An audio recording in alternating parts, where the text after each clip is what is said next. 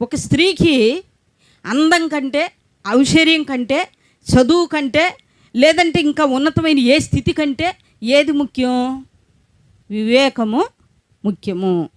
వివేకం కలిగి ప్రవర్తించాలి, వివేకం కలిగి కుటుంబాన్ని నడిపించుకోవాలి, వివేకం కలిగి భర్తను రక్షించుకోవాలి, వివేకం కలిగి బిడ్డలను రక్షించుకోవాలి, వివేకం కలిగి బిడ్డలను పెంచడం నేర్చుకోవాలి. అంటే ఒక స్త్రీకి వివేకం లేకపోతే కుటుంబం అంతా కూడా సర్వనాశనమే. మనకి అందం ఉండటమే ముఖ్యం కాదు, ఐశ్వర్యం ఉండటమే ముఖ్యం కాదు, ఒక మంచి బట్ట కట్టుకోవటమే ముఖ్యం కాదు.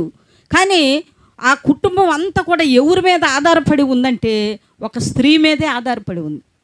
ఇప్పుడు పురుషులు ఉన్నారనుకో, వాళ్ళు ఉదయం వస్తారు, సాయంత్రంకి వస్తారు, వాళ్ళకి ఎక్కడ ఏం జరుగుతుందో వాళ్ళకి అన్నీ కూడా తెలియవు. కానీ కుటుంబం మొత్తం, భారం మొత్తం, బిడ్డలు మొత్తం ఎవరి మీద ఆధారపడి ఉన్నారంటే ఒక స్త్రీ మీదే.